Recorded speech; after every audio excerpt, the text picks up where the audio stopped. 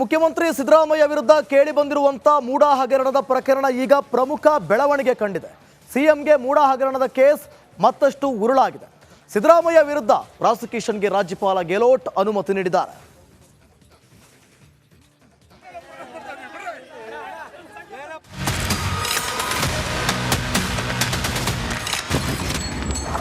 CM ವಿರುದ್ಧ ಪ್ರಾಸಿಕ್ಯೂಷನ್ಗೆ ಅನುಮತಿ. ರಾಜ್ಯಪಾಲರ ನಡೆ ಹಿಂದಿದೆಯಾ ಬಿಜೆಪಿ ಕಿತಾಪತಿ?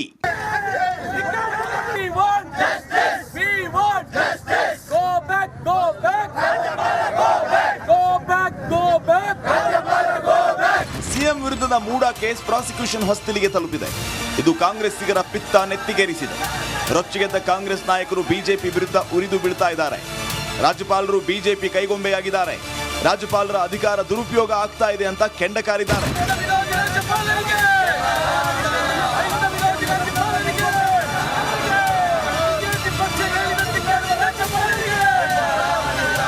ಇನ್ನು ಮೂಡ ಸಂಕಷ್ಟದಲ್ಲಿರುವ ಸಿದ್ದರಾಮಯ್ಯ ಬೆನ್ನಿಗೆ ಕಾಂಗ್ರೆಸ್ ಹೈಕಮಾಂಡ್ ನಿಂತಿದೆ. ಸಿಎಂಗೆ ಕೆಸಿ ವೇಣುಗೋಪಾಲ್, ಸುರ್ಜೇವಾಲಾ ಕರೆ ಮಾಡಿ ಏನೇ ಆದ್ರೂ ಕಾನೂನು ಹೋರಾಟ ನಡೆಸೋಣ ಅಂದಿದ್ದಾರಂತೆ. ನಿಮ್ಮ ಜೊತೆ ನಾವಿದ್ದೇವೆ, ಧೈರ್ಯವಾಗಿರಿ ಅಂತ ಅಭಯ ತುಂಬಿದ್ದಾರೆ. ಆದರೆ ಕೈ ನಾಯಕರು ಬಿಜೆಪಿ ವಿರುದ್ಧ ವಾಕ್ ಪ್ರಹಾರ ನಡೆಸಿದ್ದಾರೆ. ಉತ್ತರ ನೀಡದೆ ಮೌನಕ್ಕೆ ಜಾರಿದ ಡಿಸಿಎಂ. ಸಿಎಂಗೆ ಈಗ ಪ್ರಾಸಿಕ್ಯೂಷನ್ ಅನುಮತಿ ಬಿಜೆಪಿ ಷಡ್ಯಂತ್ರ ಗೊತ್ತಿತ್ತು ಎಂದ ಗುಂಡೂರಾವ್. ಗವರ್ನರು ಸ್ಯಾಂಕ್ಷನ್ ಕೊಡ್ತಾರೆ ಅಂತ ಹೇಳಿದ್ರೆ ಯಾವ ಒಂದು ಕೆಳಮಟ್ಟಕ್ಕೆ ಈ ಗವರ್ನರ್ ಇಳಿದಿದ್ದಾರೆ ಅಂತ ಇದೇ ತೋರಿಸ್ತಾ ಇದೆ. ಮತ್ತು ಕೇಂದ್ರ ಸರ್ಕಾರಕ್ಕಿಂತ ಬಿಜೆಪಿ ಕೈಗೊಂಬೆ ಆಗಿದ್ದಾರೆ. ಸೊ ಇದು ನಾವು ಕಾನೂನಿನ ಹೋರಾಟ ನಾವು ಮಾಡ್ತೀವಿ. ಅದ್ರ ಬಗ್ಗೆ ಯಾವ ರೀತಿ ಮಾಡಬೇಕು, ಹೇಗೆ ಮಾಡಬೇಕು ಅದು ಮುಖ್ಯಮಂತ್ರಿ ತೀರ್ಮಾನ ಮಾಡ್ತಾರೆ. ಕಾನೂನು ಹೋರಾಟಕ್ಕೆ ಸಿದ್ಧ ಎಂದ ಪರಮೇಶ್ವರ್. ಅವರು ಯಾವ ರೀತಿ ಅನುಮತಿಯನ್ನು ಕೊಟ್ಟಿದ್ದಾರೆ ಅಂತೇಳಿ ನೋಡಬೇಕು. ಲೀಗಲಿ ಎಕ್ಸಾಮಿನ್ ಮಾಡ್ತಾರೆ. ಅದನ್ನು ಮುಂದೆ ಏನು ಮಾಡಬೇಕು ಅಂತೇಳಿ ಕಾನೂನಾತ್ಮಕವಾಗಿ ಹೋರಾಟ ಮಾಡಬೇಕು ಅಂತ ನಾವೆಲ್ಲ ಮೊದಲೇ ಹೇಳಿದ್ದೇವೆ. ಒಂದು ವೇಳೆ ಅನುಮತಿ ಕೊಟ್ಟಿದ್ದೇ ಆದರೆ ಅದರ ವಿರುದ್ಧವಾಗಿ ಕಾನೂನು ಹೋರಾಟ ಮಾಡ್ತೇವೆ ಅಂತ ಹೇಳಿ ನಾವೆಲ್ಲ ಮೊದಲೇ ಹೇಳಿದ್ದೇವೆ. ಮುಖ್ಯಮಂತ್ರಿಗಳು ಈಗ ಲೀಗಲ್ ಟೀಮ್ ಜೊತೆ ಚರ್ಚೆ ಮಾಡಿ ಮುಂದಿನ ಕ್ರಮ ತಗೊಳ್ತಾರೆ. ರಾಜಕೀಯ ಪ್ರೇರಿತ ಎಂದ ಹರಿಪ್ರಸಾದ್. ಈ ಒಂದು ಪ್ರಕರಣದಲ್ಲಿ ಮುಖ್ಯಮಂತ್ರಿಗಳು ಆ ಮೂಡ ವಿಚಾರದಲ್ಲಿ ಮುಖ್ಯಮಂತ್ರಿಗಳಿದ್ದಾಗ ಅದು ತೀರ್ಮಾನ ತೆಗೆದುಕೊಂಡಿದ್ದಲ್ಲ. ಸುಮಾರು 20 ವರ್ಷಗಳ ಹಿಂದೆ ನಡೆದಂಥ ವಿಚಾರವನ್ನು ತೆಗೆದುಕೊಂಡು ಒಬ್ಬ ಹಿಂದುಳಿದ ವರ್ಗದ ನಾಯಕನಿಗೆ ತೊಂದರೆ ಕೊಡಬೇಕು, ಮಸಿ ಬಳಿಬೇಕು ಅಂಥೇಳಿ ಮಾಡ್ತಕ್ಕಂಥ ಪ್ರಕರಣ ಇದು. ಮತ್ತು ಇದನ್ನು ಸಂಪೂರ್ಣವಾಗಿ ಕಾಂಗ್ರೆಸ್ ಪಕ್ಷ ಮತ್ತು ಮುಖ್ಯಮಂತ್ರಿಗಳು ಸಹ ಕಾನೂನಾತ್ಮಕವಾದ ಹೋರಾಟವನ್ನು ನಾವು ಮಾಡ್ತೇವೆ. ದ್ವೇಷ ರಾಜಕೀಯ ಎಂದ ಎಂಬಿ ಪಾಟೀಲ್. ಇದು ಘನತೆ ಹೊತ್ತ ರಾಜ್ಯಪಾಲರು ಏನಿದೆ, ಈಗ ಈ ಬಿಜೆಪಿ ನೇತೃತ್ವದ ಕೇಂದ್ರ ಸರ್ಕಾರ ಯಾವ ರೀತಿ ವೆಸ್ಟ್ ಬೆಂಗಾಲ್ನಲ್ಲಿ ಮಾಡಿದೆ, ಯಾವ ರೀತಿ ಡೆಲ್ಲಿಯಲ್ಲಿ ಮಾಡಿದೆ, ಯಾವ ರೀತಿ ತಮಿಳುನಾಡುವಲ್ಲಿ ಮಾಡಿದೆ, ಇನ್ನಿತರ ರಾಜ್ಯಗಳು ಮಾಡಿದೆ, ಅದನ್ನು ನಮ್ಮ ರಾಜ್ಯದಲ್ಲೂ ಕೂಡ ಘನತೆ ಹೊತ್ತ ರಾಜ್ಯಪಾಲರ ಮುಖಾಂತರ ಇಂಥ ಒಂದು ಕೆಟ್ಟ ಸಂಪ್ರದಾಯವನ್ನು ಹಾಕಲಿಕ್ಕೆ ಪ್ರಯತ್ನವನ್ನು ಮಾಡಿದ್ದಾರೆ. ರಾಜ್ಯಪಾಲರ ಕ್ರಮ ಖಂಡಿಸಿದ BR ಪಾಟೀಲ್.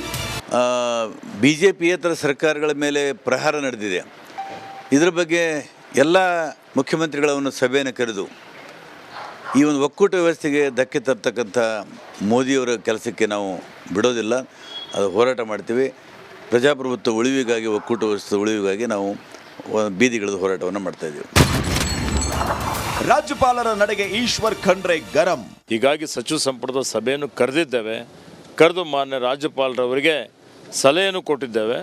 ಈ ಕೊಟ್ಟಂಥ ದೂರು ತಿರಸ್ಕಾರ ಮಾಡಬೇಕು ಅಂತೇಳಿ.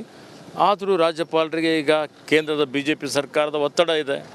ಅವರ ಸರ್ವಾಧಿಕಾರಿ ಧೋರಣೆ, ಅವರು ಪ್ರಜಾಪ್ರಭುತ್ವದಲ್ಲಿ ಇವತ್ತು ಯಾರೂ ವಿರೋಧ ಪಕ್ಷದವರು ಸರ್ಕಾರನೇ ಮಾಡಬಾರ್ದು, ವಿರೋಧ ಪಕ್ಷದವರು ಆಡಳಿತನೇ ಮಾಡಬಾರ್ದು ಅಂತೇಳಿ ಪ್ರತಿಯೊಂದು ರಾಜ್ಯದಲ್ಲಿ ಮುಖ್ಯಮಂತ್ರಿಗಳಿಗೆ ಕಿರುಕುಳ ಕೊಡುವಂಥದ್ದು, ಆಡಳಿತ ಪಕ್ಷಕ್ಕೆ ಅಲ್ಲಿ ಕಾನೂನು ಸುವ್ಯವಸ್ಥೆ ಹದಗೆಡಿಸುವಂಥದ್ದು. ಒಟ್ನಲ್ಲಿ ಪ್ರಾಸಿಕ್ಯೂಷನ್ಗೆ ನೀಡಿರೋ ಅನುಮತಿ ಕಾಂಗ್ರೆಸ್ಸಿಗರ ಕಣ್ಣು ಕೆಂಪಾಗಿಸಿದೆ.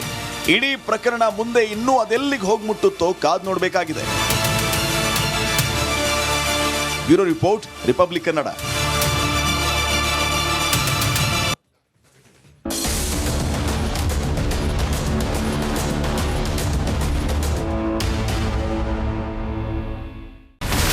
ಇಲ್ಲಿರುವಂತ ಈ ಒಂದು ಗುಡ್ಡ ಕುಸಿದ ಪರಿಣಾಮ ಯಾವ ರೀತಿಯಾಗಿತ್ತು ಅಂತಂದ್ರೆ ಗಂಗಾವಳಿ ನದಿ ಪಕ್ಕದಲ್ಲಿರುವಂತಹ ಉಳುವರ ಎನ್ನುವ ಗ್ರಾಮ ಸಂಪೂರ್ಣವಾಗಿ ಇವತ್ತು ನಾಶ ಆಗಿದೆ. ಮನೆ ಮಠ ಏನಿಲ್ಲ, ಎಲ್ಲ ಹೋಗ್ಬಿಟ್ಟಿದೆ. ಇವತ್ತು ರಿಪಬ್ಲಿಕ್ ಕನ್ನಡ ಮಾಡಿದಂತಹ ಒಂದು ವರದಿಯಿಂದಾಗಿ ಎಚ್ಚೆತ್ತುಕೊಳ್ಳುವಂತ ಕೆಲಸ ಸರ್ಕಾರ ಮಾಡಿದೆ, ಸಚಿವರು ಕೂಡ ಮಾಡಿದ್ದಾರೆ. 2 ಗಂಟೆಗೆ ಸುದ್ದಿ ಮೂಡಿಸಿದ್ದು 6 ಗಂಟೆಗೆ ಎಲ್ಲ ಸಚಿವರು ಮಿನಿಸ್ಟರ್ ಎಲ್ಲ ಬಂದು ಇಲ್ಲಿ ನೋಡೋಗಿದ್ದಾರೆ. ಎಲ್ಲಾ ಜನರಿಗೂ 1,20,000 ಮತ್ತೆ ಅವರಿಗೆ ಮನೆಗೆ 5 ಲಕ್ಷ. ಈ ಸುದ್ದಿಯನ್ನ ಎಲ್ಲ ಒಂದು ಅಧಿಕಾರಿಗಳಿಗೆ ಮುಟ್ಟಿಸಿದಕ್ಕಾಗಿ ರಿಪಬ್ಲಿಕ್ ಕನ್ನಡ ಟಿವಿಗೆ ಧನ್ಯವಾದ ಹೇಳಿ ಇಷ್ಟಪಡ್ತೇವೆ. ಮನೆನೂ ಕೊಡ್ತೇವೆ, ಮಕ್ಕಳ ಶಿಕ್ಷಣಕ್ಕೆ ತೊಂದರೆ ಆಗದೆ ಇದ್ದಂಗೆ ಹೆಲ್ಪ್ ಮಾಡ್ತೇವೆ. 1,20,000 ಮನೆ ಯಾರ್ದ್ರ ಡ್ಯಾಮೇಜ್ ಆಗಿದೆ ಅದನ್ನ ಕೊಡ್ತೀವಿ ಅಂತ ಒಪ್ಕೊಂಡಿದ್ದಾರೆ. ನಮ್ಮ ಕಷ್ಟಕ್ಕೆ ನೀವು ರಿಪಬ್ಲಿಕ್ ಕನ್ನಡದವರಾದಂತ ನೀವು ನೆರವಾಗಿರ್ತೀವಿ ನಾವು ನಂಬಿದ್ದೇವೆ. ಅವರಿಗೆ ಸೂರನ್ನ ಕಲ್ಪಿಸಿಕೊಡೋವರೆಗೂ ಕೂಡ ರಿಪಬ್ಲಿಕ್ ಕನ್ನಡ ಅವರಿಗೆ ಧ್ವನಿಯಾಗಿ ನಿಲ್ಲುವಂತ ಕೆಲಸವನ್ನ ಮಾಡುತ್ತೆ.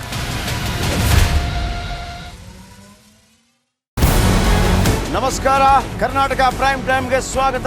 ನಾನು ಜಯಪ್ರಕಾಶ್ ಶೆಟ್ಟಿ. ಇಡೀ ಕರ್ನಾಡು ಇವತ್ತು ರೆಬೆಲ್ ಆಗಿ ನಿಂತಿದೆ. ಈ ಹಗರಣಗಳನ್ನು ಸದನದಲ್ಲಿ ಪ್ರಸ್ತಾಪ ಮಾಡಲು ಕೂಡ ಕಾಂಗ್ರೆಸ್ ಹಿಂದೇಟು ಹಾಕಿದ್ದೇಕೆ? ನಿಮ್ಗೆ ಸಂಬಳ ಅದಕ್ಕೆ, ನಿಮಗೆ ವಾಹನ ಅದಕ್ಕೆ, ನಿಮಗೆ ವೆಪನ್ ಅದಕ್ಕೆ, ನೀವು ಅದನ್ನು ಸೆರೆ ಹಿಡಿಬೇಕಾಗಿತ್ತು. ನೀವು ವಿದ್ಯುತ್ ಬರ ಇದೆ ಅಂತ ಹೇಳ್ತಾ ಇದ್ದೀರಿ, ಎಲ್ಲಿ ಬರ ಇದೆ ನೀವು ಹೇಳಬೇಕು. ಪಾಕಿಸ್ತಾನ್ ಆಕ್ಯುಪೈಡ್ ಕಾಶ್ಮೀರ್ ಅದು ಎಂದೆಂದಿಗೂ ನಮ್ಮದು. 40 ಮೆಷಿನ್ಗಳು ತಂದಿತ್ತು ನೋಟ್ ಎಣಿಸುವುದಕ್ಕೆ, ಅದೇ ಹಾಳಾಯಿತು. ಮಥುರಾದ ಗಲಾಟೆ ಇದೆಯಲ್ಲ, ಅದು ಸ್ಥಳೀಯವಾಗಿ ಕೂತು ಪರಿಹರಿಸಬಹುದಾದಂಥ ಕಾನೂನಿದೆ. ಗ್ಯಾರಂಟಿ ಯೋಜನೆಯಿಂದ ನಷ್ಟ ಆಗಿದೆ, ಲಾಭ ಆಗಿದೆ, ದಯವಿಟ್ಟು ಹೇಳಿ. Dawood Ibrahim most wanted criminal ಯಾವಾಗಾದ ಅಂದರೆ ಇಲ್ಲಿ ತನಕ ಭಾರತ ದೇಶದಲ್ಲಿ ಓರ್ವ ದಲಿತ ಪ್ರಧಾನಿಯಾದಂಥ ಇತಿಹಾಸವೇ ಇಲ್ಲ. ರಿಪಬ್ಲಿಕ್ ವರ್ಲ್ಡ್ ಆಪ್ ಇದು ಕೇವಲ ಅಪ್ಲಿಕೇಶನ್ ಅಲ್ಲ, ಸಮಗ್ರ ಸುದ್ದಿಗಳ ಸಂಪರ್ಕ ಮಾರ್ಗಕ್ಕೆ ಕ್ರಾಂತಿಕಾರಿ ಬದಲಾವಣೆ. ರಿಪಬ್ಲಿಕ್ ವರ್ಲ್ಡ್ ಆಪ್ ಕೇವಲ ಸುದ್ದಿ ಅಪ್ಲಿಕೇಶನ್ ಅನ್ನ ಪರಿಚಯ ಮಾಡ್ತಾ ಇಲ್ಲ, ಬದಲಾಗಿ ಡಿಜಿಟಲ್ ಸುದ್ದಿ ಬಳಕೆಯ ಹೊಸ ಯುಗಕ್ಕೆ ನಾಂದಿ ಹಾಡ್ತಾ ಇದೆ. ಇದೊಂದು ಬ್ರೇಕಿಂಗ್ ನ್ಯೂಸ್, ಪ್ರಭಾವಶಾಲಿ ಕಾರ್ಯಕ್ರಮಗಳಿಗೆ ಗಟ್ಟಿಯಾದ ವೇದಿಕೆ. ರಿಪಬ್ಲಿಕ್ ವರ್ಲ್ಡ್ ಅಪ್ಲಿಕೇಶನ್ ಈಗ ಲೈವ್ ಆಗಿದೆ. ಗೂಗಲ್ ಪ್ಲೇ ಸ್ಟೋರ್ ಮತ್ತು ಆಪಲ್ ಆಪ್ ಸ್ಟೋರ್ ಎರಡರಲ್ಲೂ ಲಭ್ಯವಿದೆ. ಈಗಲೇ ಡೌನ್ಲೋಡ್ ಮಾಡಿ. ಇಲ್ಲಿರುವಂತ ಈ ಒಂದು ಗುಡ್ಡ ಕುಸಿದ ಪರಿಣಾಮ ಯಾವ ರೀತಿಯಾಗಿತ್ತು ಅಂತಂದ್ರೆ ಗಂಗಾವಳಿ ನದಿ ಪಕ್ಕದಲ್ಲಿರುವಂತಹ ಉಳುವರ ಎನ್ನುವ ಗ್ರಾಮ ಸಂಪೂರ್ಣವಾಗಿ ಇವತ್ತು ನಾಶ ಆಗಿದೆ. ಮನೆ ಮಠ ಏನಿಲ್ಲ, ಎಲ್ಲ ಹೋಗ್ಬಿಟ್ಟಿದೆ.